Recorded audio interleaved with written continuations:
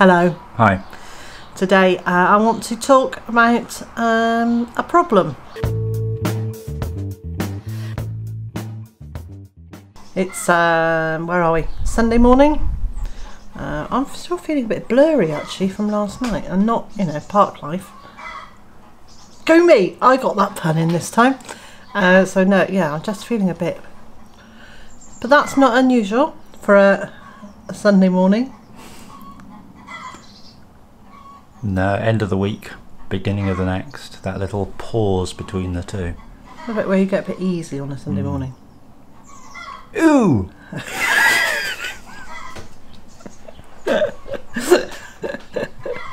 I have a problem. Yeah. And it's not one of those problems that your girlfriends won't tell you about.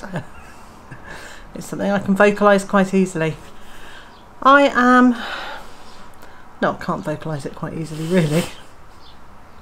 I'm feeling a bit flat. I'm enjoying the summer, I'm enjoying the weather, and I'm loving what I'm doing, but I just feel a little bit... And most of all, I feel a bit meh about the videos that I'm making at the moment. And I feel like I don't feel very inspired by them. Or I don't feel they're very inspiring or something. And I'm not saying this so you say, oh, but they're lovely, they're lovely. It's just to let you know that I am actually feeling a bit like, I feel like they're boring. And yet, I don't. I mean, I watch them, having, you know, I know how much work you put into them, and I enjoy them, and I think you do manage to get quite a lot in. From a creative perspective, I completely get it, because there are times when we're doing anything, any of us who do anything creative, feel that we're going through the motions a bit, or that we are treading water, I guess. Or we're just doing the same old. And that's the bit. I kind of feel like it is a bit same old. I'm enjoying the creative process an awful lot, and I'm experimenting with different techniques. And, you know, as I've said lots of times before, I really like learning. I like the learning process, so I'm enjoying learning the new techniques and trying different things. But I just kind of feel like because summer is hanging in some ways, and because it's so hot in the day, that actually I'm not doing a lot during the day. I'm inside, I'm learning, I'm editing, I'm doing bits and pieces in the house, but not a huge amount because it's so warm. So it's making me feel like my videos are flat almost. Yeah, flat's a really good way to describe it. I think the other thing is that, obviously, as you say, it's a period of just relative calm outside. It's a certain routine that is just a daily, it's the same thing day after day. It's, you know, be a bit like following me on one of my rounds, which you wouldn't be allowed to do, obviously, for health and safety reasons, apart from anything else. But there are only a certain number of ways that you can show cutting down trees, or taking plants out, or picking beans or whatever. Same as, you know, there are already a certain number of ways you can do a top 40 countdown, or write the weather report. And so yes, it can become, to the person doing it, it can get to the point, I think, where you're feeling, I'm going through the motions a little. Yeah, and I'm not. No, because you're doing that, and that's the thing, is with your creative backroom work, if you like, you're doing new things, and so you're tweaking it and learning. And but if the source material is making you think, I've done this, you know, I counted down the Beatles' top 20 last week. Or whatever. Yeah. If the source material is making you think, hang on, have I done this before a dozen times? It can give you that mental block. Yeah. But that doesn't necessarily mean that the output is the same, or boring, or flat, or repetitive, or the same, or boring, or flat, or repetitive. All the same. Or boring. Or flat. Or repetitive. Or padded.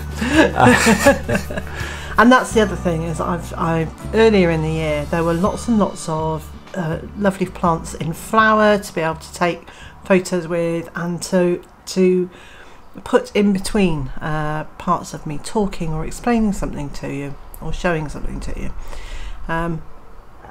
Now the heat is here and it's been so dry for so long, and I know we had days of rain last week, but basically it is very dry. There are very few flowers out in the garden that are looking lovely. Most of them are looking very dry and crispy, and also the light is so bright that photographing them just doesn't bring out their true colours. So I felt a bit frustrated by not being able to share some of those things.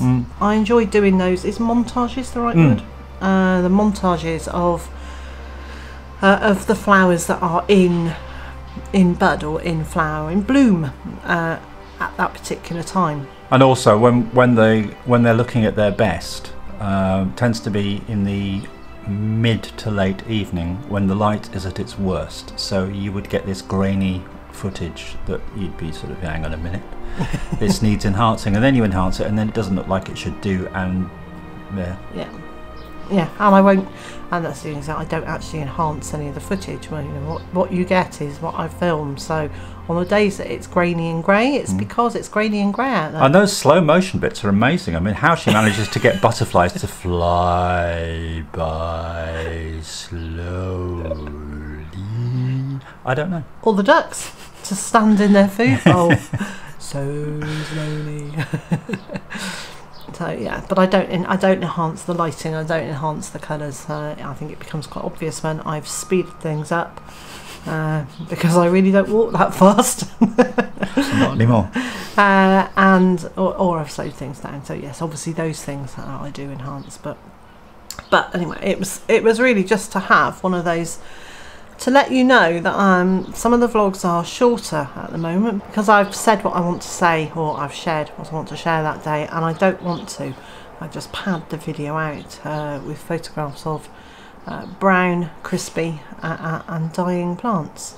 Although I may do that one day. I might actually do a vlog about the brown and crispy and the casualties of the summer. Yeah, and then you look over there and you see a weed that's got a bright flower on it and you think, you swine. Yes.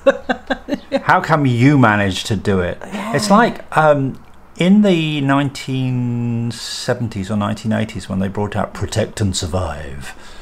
That was the 1980s. What was Protect and Survive? It was how to survive a nuclear attack. Oh, was it? Yeah. And there were all these pieces of advice of you know, you and your family must take shelter, and when you hear the warning sign and all the rest of it. If you've ever heard Frankie Goes to Hollywood's Two Tribes, it's the bit they used at the beginning of that. And there was this thing in there about you and your neighbours might want to get together and form giant fly swatting teams after a nuclear attack. And as Jasper Carrot said, what do the flies know that we don't? How come they survive? I think that about weeds really? Sometimes. Why would you want to get rid of all the flies? Because they'd probably be defecating on whatever you've managed to forage and eat. But you wouldn't want to forage the stuff that was outside. I don't know. They'd also supply maggots for protein, wouldn't they? Probably, yeah. We've got a food bin full of them. Sorry, that was a bit of an aside, but that is how weeds make me think sometimes.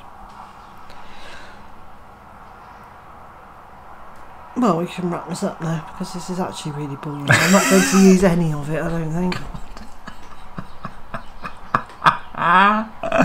So, having just had a little video about how she's feeling flat and uninspired and she thinks the videos are boring, we talked about it and she's it's too boring, I'm not going to show that. I think that's it for us today.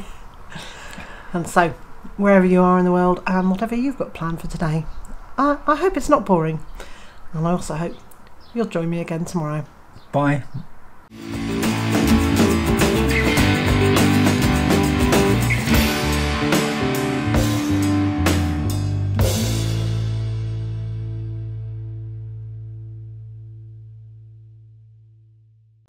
So here I am sitting looking at our elderberry bush tree thing, and it's, as you know, it's kind of large, so the plan was that the birds would be allowed to forage on the upper branches that we can't reach even with a hook, and we'd get the rest.